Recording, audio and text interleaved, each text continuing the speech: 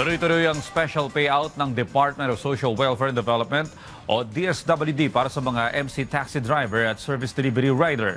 Nagkaroon ng 2 araw na open payroll ang DSWD para sa mga kwalipikadong taxi driver at service delivery rider na hindi nakasama sa opisyal na listahan ng ayuda kung saan naglaan ng 30 billion pesos na pondo ng ehensya para sa patuloy na pamamahagi ng cash relief assistance. Layo ng naturang hakbang na maipahatid ang agarang tulong pinansyal para sa mga drivers na lubos na naapektuhan ng krisis sa langis.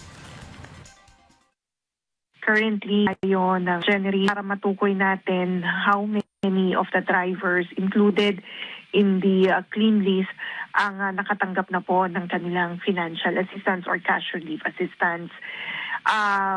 But batay doon sa experience natin o doon sa exercise yesterday, nakita natin na may mga drivers pa po na hindi pa nga nakapag-claim ng kanilang cash relief assistance. Kaya ang gagawin natin, tutukoy tayo ng karagdagang araw at gagawin natin yan most likely next week para ma-accommodate pa natin itong mga drivers because ang layunin natin may ipahatid itong tulong pinansyal na ito sa ating pong mga eligible transport service drivers natin.